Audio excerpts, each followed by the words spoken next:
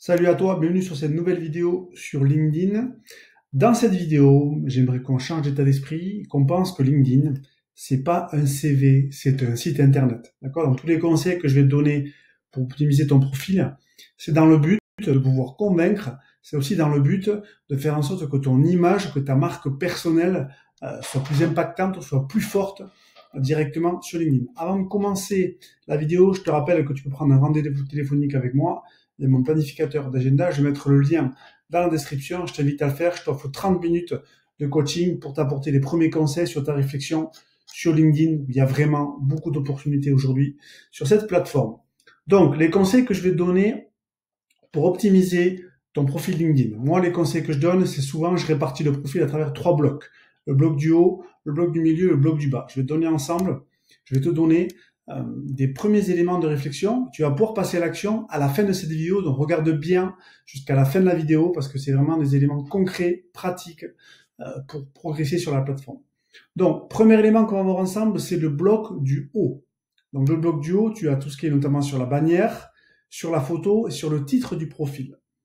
Première chose, sur la bannière. D'accord, la bannière qui se trouve ici, c'est très impactant, notamment au niveau du mobile. Il faut vraiment ajouter une bannière sur LinkedIn. Ce que tu peux faire pour ta bannière, c'est soit un slogan, soit ce que tu fais pour tes clients, soit des expertises concrètes. Sinon, ça peut être aussi une photo de passion que tu as, un hobby particulier. Attention, bien privilégier le format 16 neuvième et surtout, tout ce qu'on fait sur LinkedIn, on vérifie le rendu sur mobile. Très important. Ensuite, tu as la photo.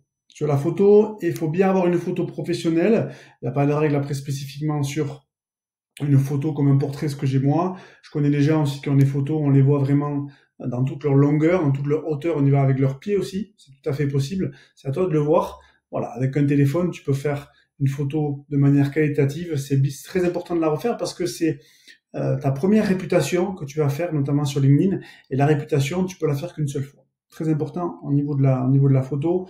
Tu as un outil qui s'appelle Remove BG qui te permet notamment de pouvoir détourer n'importe quelle photo en un clic.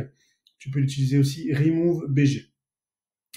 Pour la photo, ça, c'est bon. Troisième élément, c'est le titre LinkedIn. Donc, le titre LinkedIn, là, il faut vraiment que tu aies saisi tous les mots-clés de ta thématique. Alors, ça dépend si tu regardes cette vidéo, si tu es étudiant, si tu es aussi coach, consultant, si tu cherches des clients, des opportunités sur LinkedIn, c'est un petit peu différent l'approche au niveau du titre, mais bien recenser tes mots-clés, d'accord? Parce que sur LinkedIn, il y a des systèmes de référencement aussi. Les gens peuvent te découvrir via les recherches ici. Beaucoup de gens font des recherches sur LinkedIn, notamment les décideurs, notamment les partenaires, notamment les acheteurs.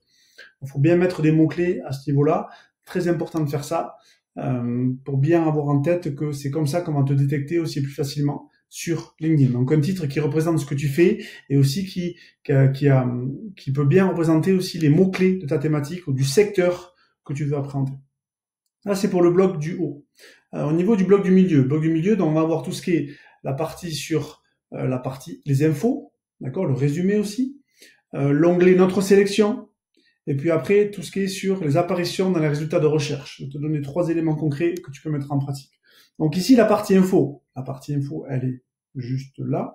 Si tu n'as pas de partie info sur LinkedIn, il faut en ajouter, d'accord? C'est un impact sur la visibilité de ton profil. Déjà, aux yeux de LinkedIn, ça montre que tu as fait l'effort de remplir les cases. Donc ici, moi, j'ai une partie info qui est assez développée. Moi, ce que je te conseille de faire, c'est faire un système en paragraphe, en montrant qui tu es. Mais par contre, évite de parler de suite de toi, dans la partie info. Après, c'est toi qui décides un petit peu ce que tu veux faire. Tu peux reprendre un petit peu ce que j'ai mis. Moi, j'ai aussi mis des témoignages. Bon, c'est une approche un peu particulière, mais tu peux le faire à ce niveau-là. Ça, c'est pour la partie info. Ensuite, il y a l'onglet Notre sélection qui est assez récent sur LinkedIn. Là, vraiment, il faut saisir les opportunités pour bien comprendre ce que j'ai dit au début de la vidéo, à savoir que LinkedIn n'est plus un CV. LinkedIn, c'est un site internet. Donc là, dans la partie Notre sélection, juste là, tu peux mettre des choses que tu as réalisées. Tu vois, si on clique sur le plus ici, tu peux mettre des posts LinkedIn, tu peux mettre des articles LinkedIn, tu peux mettre des liens vers, par exemple, un site internet, le lien vers un CV. Tu as aussi le bouton média, tu peux charger des présentations PDF. D'accord? Par exemple, des photos, etc., etc. Donc là, c'est vraiment, c'est le point très important de LinkedIn. Voilà, on assume pour moi la dimension business. Sur mobile, c'est un onglet qui est très important, c'est un format carrousel. Et dès qu'on va cliquer sur un lien, automatiquement, on va aller par exemple sur un site internet. Et là, c'est très très très fort, cette nouvelle fonctionnalité. Donc, il faut vraiment se poser la question, qu'est-ce qu'on peut montrer aux gens? Des lettres de recommandation, des témoignages clients, des vidéos, des cas pratiques, etc., etc. C'est très important d'avoir ça en tête. C'est illimité. Tu vois, moi, j'en ai mis plusieurs directement ici. Ici, il y a un petit bug au niveau de LinkedIn. Voilà, ça, c'est un article sur LinkedIn. Voilà, ici, on a par exemple ma formation LinkedIn e-learning. Et ici, tu vois, une série que je fais sur YouTube pour aller interviewer des personnes. Ok, il génère automatiquement l'aperçu. Donc ça, faut bien l'avoir en tête. Donc si tu as une charte graphique, si tu as des éléments qui font que tu es différent des autres, mets-les ici. Les gens vont te découvrir par rapport à ça. Dans la partie notre sélection, c'est très très très important. Dernier point sur ce bloc du milieu, c'est ici le bouton apparition dans les résultats de recherche. Voilà, tu vas cliquer ici sur apparition dans les résultats de recherche. Et pour t'aider à bien saisir les enjeux, notamment sur les mots-clés de LinkedIn, ici tu as deux informations qui sont importantes, c'est le poste de ceux qui t'ont recherché, tu vois, et les mots-clés utilisés. Et les mots-clés utilisés, tu peux t'en servir pour les ajouter, d'accord, dans les différents éléments du profil LinkedIn. Là, on a vu le titre et la partie info. Il y a aussi d'autres éléments qu'on va voir dans la vidéo. Donc ça, c'est la partie stats hebdomadaire de recherche. On va revenir ici en arrière. Voilà. Et là, tu vois, c'est apparition dans les résultats de recherche. OK? Tout ce qui est vue de profil, stats des vidéos, je ne vais pas forcément l'expliquer. C'est pas nécessaire au jour d'aujourd'hui. Ensuite, ça, c'est pour le bloc du milieu. OK? Le bloc du bas, c'est la partie expérience. Et après, on va voir donc la partie expérience et on va voir tout ce qui est recommandations, compétences. Donc, dans ton expérience LinkedIn, c'est pareil. Il faut bien aussi que tu recenses les mots-clés qui sont importants. Moi, je recommande à tous mes clients d'avoir une feuille spécifique avec tous les mots-clés de leur thématique, tous les mots-clés du secteur qu'ils veulent apprendre, tous les mots-clés du métier qu'ils veulent apprendre. D'accord? Moi, ce que j'ai fait dans la partie expérience, c'est que si tu as plusieurs missions, tu vas mettre tes différentes missions, d'accord? Tu peux faire une expérience racine, comme moi j'ai fait là, et des sous-expériences. Tout à fait possible. C'est toi qui décides comment tu veux faire ça. Pense bien à expliquer ce que tu as fait, et surtout en mettant les mots-clés pour remonter au niveau de LinkedIn. Ainsi, voilà. Dans la partie expérience, tu peux aussi modifier à l'intérieur. Hein. Tu peux venir ajouter notamment des images, des médias, etc., etc. Je continue la partie compétences, recommandations. On va terminer sur ça, sur la partie compétences et recommandations. Ici, tu as les compétences, donc tu peux en mettre 3 par défaut sur LinkedIn. Il n'y a pas vraiment d'impact significatif sur le profil. Par contre, ce qui est important, c'est les recommandations. Tu vois, tout ce qui est là. Les recommandations écrites de LinkedIn. Tu vois, ici, on a des recommandations de clients. Donc, c'est impactant.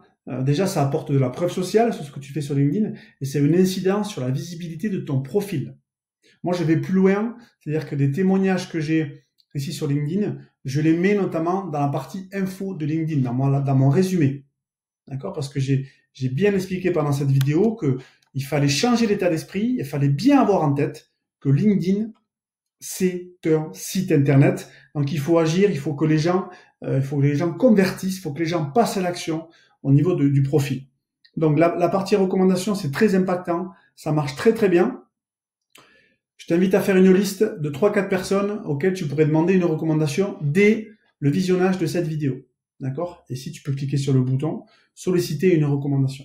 Voilà pour ces éléments concrets pour passer à l'action sur LinkedIn. Bien évidemment, il y a aussi d'autres choses, mais ça, c'est des éléments prioritaires. Moi, ce que je t'invite à faire à la fin de la vidéo, c'est de noter les actions à mettre en place. Voilà, c'est de noter les actions à mettre en place directement sur LinkedIn pour optimiser ton profil LinkedIn, le mettre à jour. Ton profil, c'est la porte d'entrée, c'est ta forteresse pour ce que tu vas mettre en place sur LinkedIn. Donc, ta forteresse, il faut vraiment qu'elle soit solide, il faut vraiment qu'elle représente ce que tu fais et l'image que tu veux donner. D'accord? Si tu veux en savoir plus sur ce que je fais, tu as les liens directement dans la description. Tu peux me contacter, prendre un rendez-vous téléphonique avec moi. Je pourrais t'apporter les premiers conseils sur ta réflexion sur LinkedIn. Bonne exploration de la plateforme et surtout, passe à l'action. Note les actions que tu vas mettre en place. C'est le plus important. C'est ça qui fait la différence au quotidien entre des gens qui savent beaucoup de choses mais des gens qui apprennent des choses et qui passent à l'action et qui donc vont transformer leurs actions vers de la réussite.